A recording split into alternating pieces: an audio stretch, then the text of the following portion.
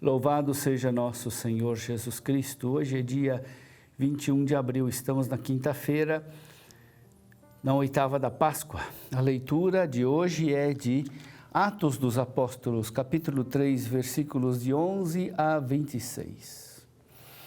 Naqueles dias, como o paralítico não deixava mais Pedro e João, todo o povo, assombrado, foi correndo para junto deles, no chamado Pórtico de Salomão. Ao ver isso, Pedro dirigiu-se ao povo.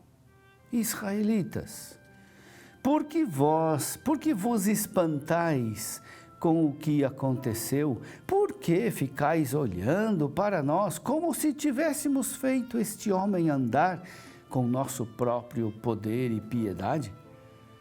O Deus de Abraão, de Isaque e de Jacó, o Deus de nossos antepassados, glorificou o seu servo Jesus. Vós o entregastes e o rejeitastes diante de Pilatos, que estava decidido a soltá-lo. Vós rejeitastes o santo e o justo e pedistes a libertação para um assassino. Vós matastes o autor da vida, mas Deus o ressuscitou dos mortos, e disso nós somos testemunhas. Graças à fé no nome de Jesus, este nome acaba de fortalecer este homem que vedes e reconheceis. A fé que vem por meio de Jesus lhe deu perfeita saúde na presença de todos vós. E agora, meus irmãos, eu sei que vós agistes por ignorância, assim como vossos chefes. Deus, porém, cumpriu desse modo o que havia anunciado pela boca de todos os profetas, que seu Cristo haveria de sofrer.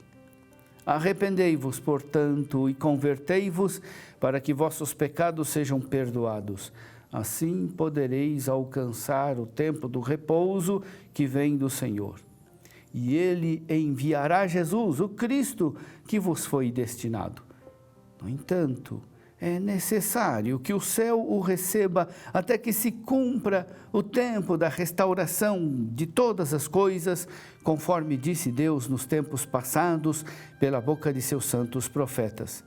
Com efeito, Moisés afirmou: o Senhor Deus fará surgir entre vossos irmãos um profeta como eu.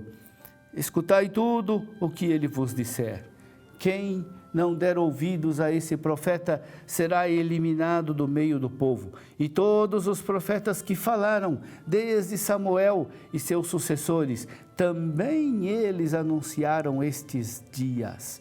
Vós sois filhos dos profetas e da aliança que Deus fez com vossos pais, quando disse a Abraão: através de tua descendência serão abençoadas todas as famílias da terra. Após ter ressuscitado o seu servo, Deus o enviou em primeiro lugar a vós para vos abençoar, na medida em que cada um se converta de suas maldades.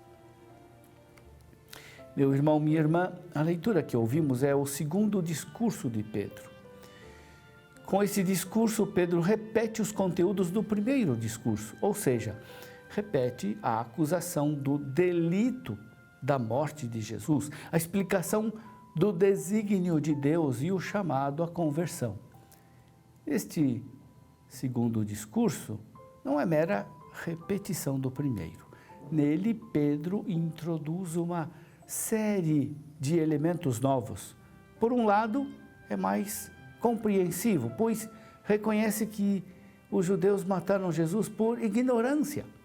Por outro lado, Pedro é mais incisivo, pois coloca as pessoas diante da opção definitiva, diante da proximidade do juízo divino.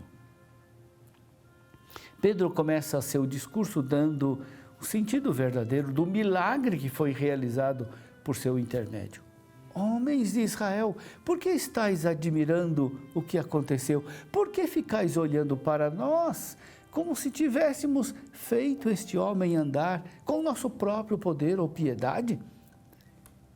Pedro convida as pessoas a não atribuírem o milagre à santidade ou à bondade dos apóstolos. É preciso ir além dos instrumentos. É preciso reconhecer que o milagre foi tornado possível por um novo poder que se manifesta no nome de Jesus. Pedro disse, graças à fé no nome de Jesus. Este nome acaba de fortalecer este homem que vedes e reconheceis. Prestemos atenção à afirmação de Pedro.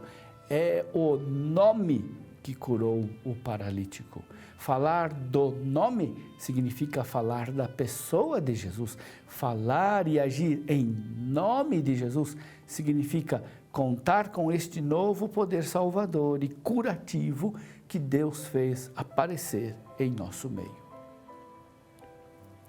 A cura do aleijado, portanto, significa não somente cura, mas a passagem daquele homem incapacitado para uma vida nova. Pedro revela o paradoxo da morte e da vida pelo delito e pelo desígnio de Deus. Ele diz, vós rejeitastes o santo e o justo, e pedistes que vos fosse agraciado um assassino. Aquele que conduz a vida, vós o matastes. Mas Deus o ressuscitou dos mortos.